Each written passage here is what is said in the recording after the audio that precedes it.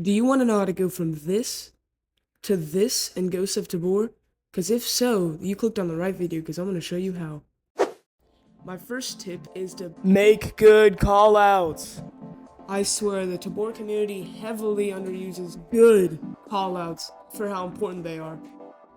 Picture this, you're on edge because you and your teammate are fighting someone, and he or she forgets to tell you where they are. And you end up walking in said room to kill someone that you think is the enemy, then you find out it's your teammate. But Mushy, all you have to look for is the blue glow stick. Shut up. I've still seen it happen though. You know what would have prevented it? I'll give you a second. That's right, good callouts, or honestly even decent ones, because that's an easy situation to avoid. I'm acting like I haven't been in this situation before, but I'm usually the one that kills my teammate. Number 2, check every corner.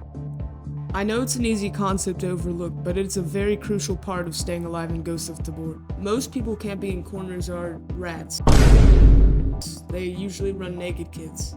But sometimes you may run into a trio of juiced chads holding an entrance that you just so happen to be walking into. In that case, say your prayers unless you're also kitted and have a teammate. But trust me, even if you're going naked, it's always a good idea to check your corners because it decreases your mortality rate and gets you into the habit of doing it for whenever you go kitted.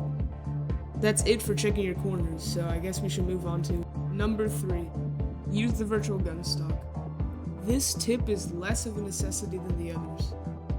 This is because maybe you don't like the gun stock. Maybe your aim's better without it, but if you are struggling to aim and you didn't know that Ghost of Tabor had a virtual gun stock, here's how to find it.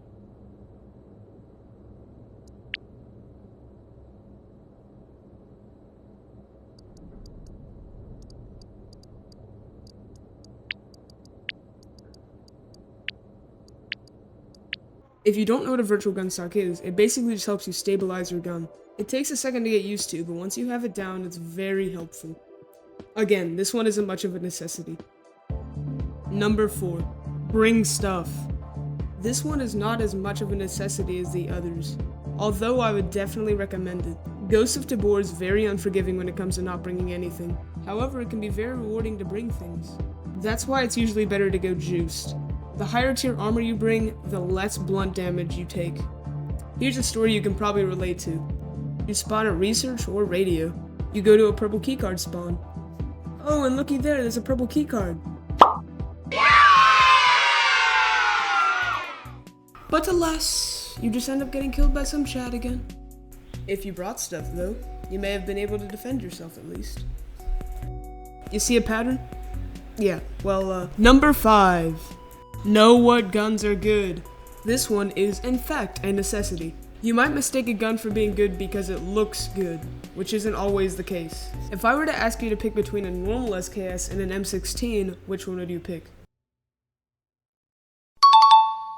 Hopefully you'd pick the SKS because it does significantly more damage due to the round it takes.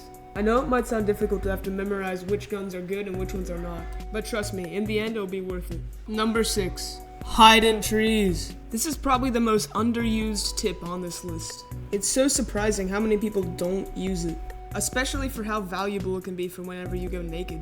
Staying inside trees does a really good job at hiding you from enemies. And always remember, if you're hiding inside a tree, the best way to stay hidden is to stay closer to the stump. The closer you are to the stump, the harder it is for the enemy to see you. Really take this one into consideration because it can vastly decrease your mortality rate.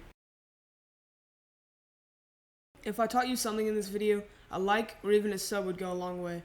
I'm a small content creator trying to become large, and it'd really help. I guess that's it for me though. Toodles.